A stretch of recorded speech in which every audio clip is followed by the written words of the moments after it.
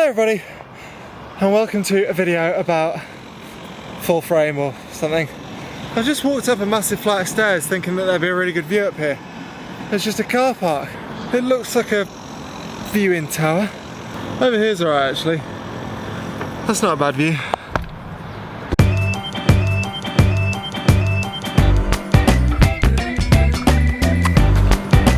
Raining in the north of England. Who'd have thought it? So yeah, I've been putting this video off a while, partly because I think it's tedious and partly because of indecision. But I'm doing it. I'm moving away from full frame. Now me doing this video is in no way intended to be like an advertisement for anything other than full frame. I'm not trying to persuade anyone else to move away from full frame. It's purely me saying why. I'm not going to be using full frame anymore, and not that anyone else shouldn't. Like if you're a wedding photographer, a studio photographer or something, you definitely should be using full frame, but it's not for me.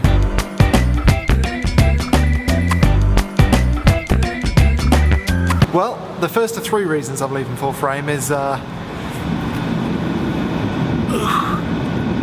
weight.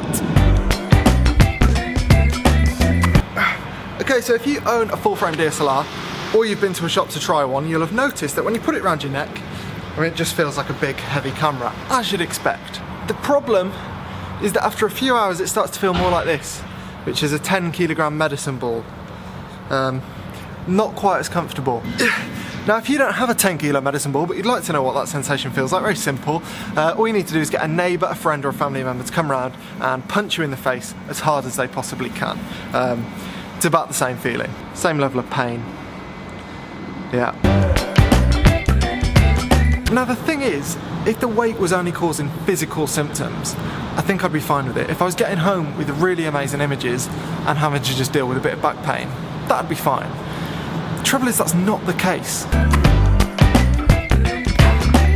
So when I was first researching getting into full frame photography, I was going on loads of forums and blogs and I was reading lots of posts from typically older people who were talking about the joy of downsizing to mirrorless systems. And these were people that had spent like a lifetime with big heavy setups and they were loving having smaller, lighter gear. And they were reporting two things. They had less physical pain, obviously they weren't carrying as much weight, but also that their enthusiasm for taking photos, their creativity, their happiness, their actual photos were all better. Everything was just better. And when I was reading all this stuff, I kind of just dismissed it because I thought, you know what, I'm young and healthy and I'll be fine. That won't be the case for me. And I was wrong. If I go out for a day with this camera, by lunchtime, I can't really be bothered anymore. And the whole reason I got this thing was to get better quality images. And actually what's happening is I'm getting much worse images and fewer of them.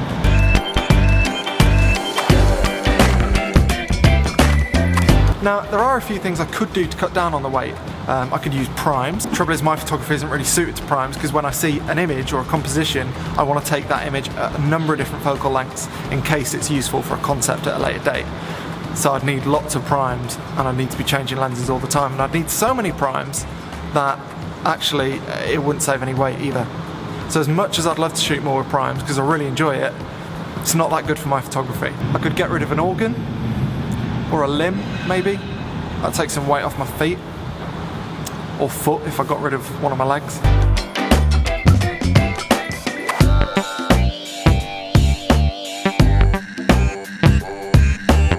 This is a bit of an anomaly. I've been stood here for about coming up to 2 minutes and no security guards or people have even looked at me yet.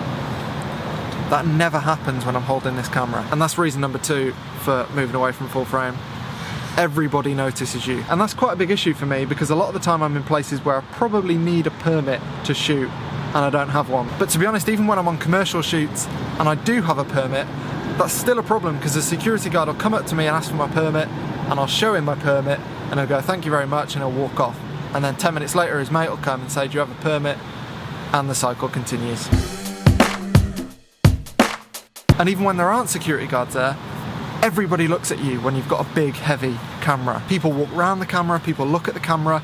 It's not inconspicuous at all, which often leads me to worse images. So again, for me, I would end up with better images if I had a smaller, more inconspicuous camera.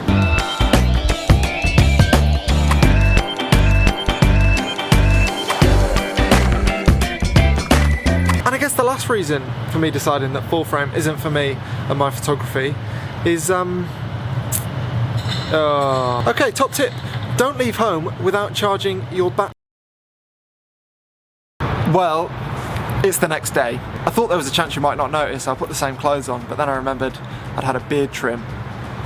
So, anyway, the third and final reason I'm going to be leaving full frame is all to do with image quality, which can be a bit of a controversial topic, so I'm going to preface it with 2 points. First is that 95% of the images I take are in broad daylight, and the second is that I have zero interest in shooting with like a 30 or 40 megapixel super high resolution camera. For me, a camera like that would just be a massive pain in the ass. Yeah, the difference between full frame and crop is actually pretty small when you consider that I shoot mostly in the day. If I needed high resolution, I'd have to go full frame, and if I needed to shoot all the time at night or in low light, I'd need to go full frame. But I don't. So to prove the point a bit, here are a couple of photos I got the other day. On the left is an image from the Nikon D750, and on the right is the Panasonic G85. It's not really a fair comparison, but it's the only two cameras I've got. Now the Panasonic has only got 16 megapixels and the Nikon has got 24 megapixels, so the Nikon image is a bit bigger.